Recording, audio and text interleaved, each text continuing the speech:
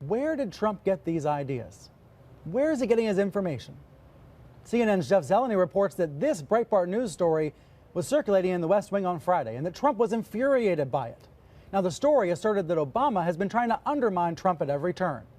As you can see from the headline, it was inspired by a Thursday night radio segment by conservative talk show host Mark Levin. Now, bear in mind, this was not fresh reporting by Levin or Breitbart. This was opinion, attempts basically to connect some dots.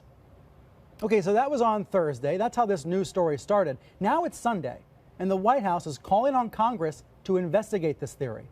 Here's Sarah Huckabee Sanders on ABC's This Week. These are extremely serious charges the president is making. Where is he getting this information? Look, I think there have been quite a few reports. I know that Jonathan and others earlier in the program mentioned that it was all conservative media, but that's frankly not true. The New York Times, BBC have also talked about and reported on the potential of this having had happened.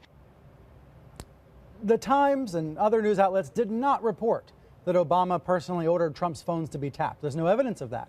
Reporters have described ongoing investigations into Trump associates, investigations that began when Obama was still in office. So Martha Raddatz asked, was Breitbart the main source for Trump's tweets? Here's how Sanders responded. I think the bigger thing is you guys are always telling us to take the media seriously. Well, we are today. We're taking the reports that places like the New York Times, Fox News, BBC, multiple outlets have reported this. Wait, the New York Times. Earlier this week, Trump said the New York Times was evil. And one of his aides recently called the BBC fake news. The failing New York Times. You and your colleagues have fallen into this trap of fake news. The failing New York Times. Okay, so keeping that in mind, let's go back to what Sanders was saying on ABC.